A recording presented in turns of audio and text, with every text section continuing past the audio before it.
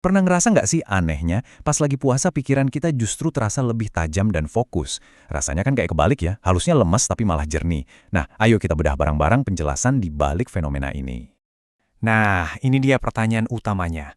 Kok bisa ya perut yang kosong malah bikin pikiran jadi lebih penuh dan jernih? Ternyata ini bukan cuma sugesti atau perasaan doang loh. Ada penjelasan ilmiahnya.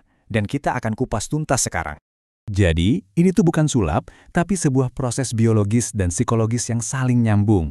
Yuk kita lihat di mana caranya tubuh yang tenang bisa menghasilkan pikiran yang luar biasa jernih. Oke, kita mulai dari yang paling dasar dulu ya, yaitu tubuh kita. Sebenarnya, apa sih yang terjadi di dalam badan kita pas kita berhenti makan untuk sementara waktu?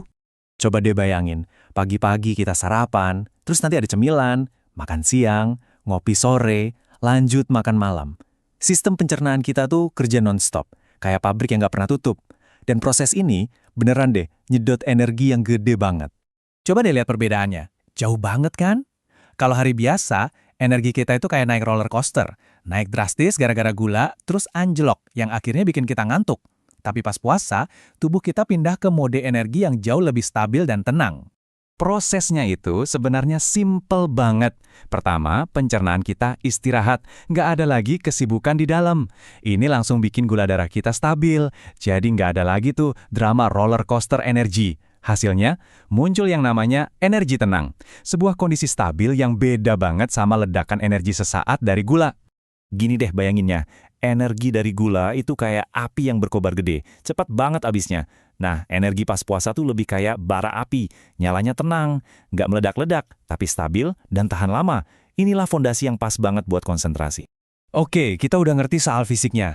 Sekarang, gimana caranya kondisi fisik yang stabil ini ngaruh langsung ke pikiran kita?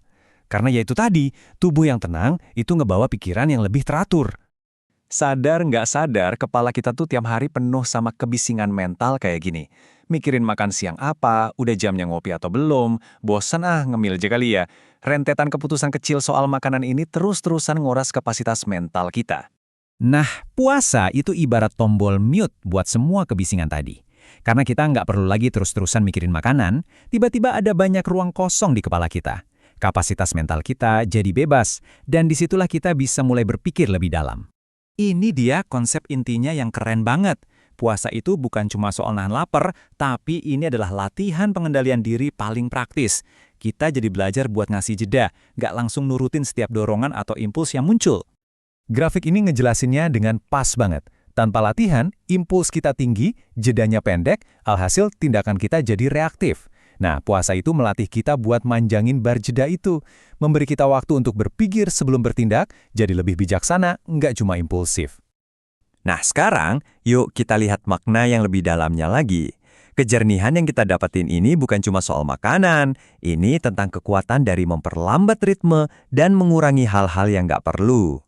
Coba deh rasain. Pas puasa, seluruh ritme hari kita itu secara alami jadi lebih lambat.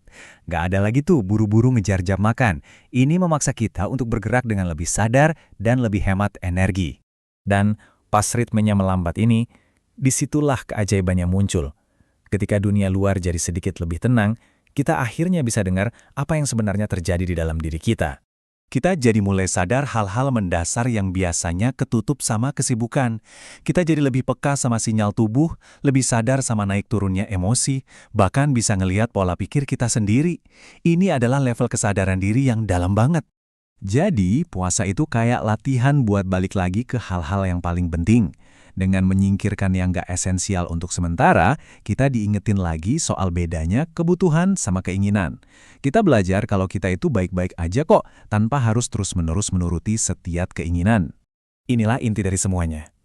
Kita tuh sering banget mikir kalau kita butuh lebih banyak sesuatu, lebih banyak informasi, lebih banyak barang, biar jadi lebih baik.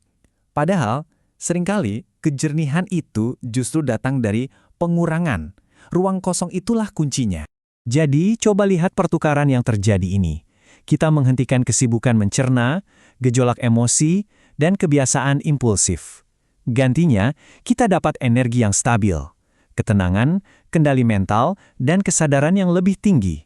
Pertukaran yang luar biasa kan? Nah, pelajaran dari puasa ini bisa kita bawa lebih jauh lagi loh. Pertanyaannya bukan lagi soal makanan.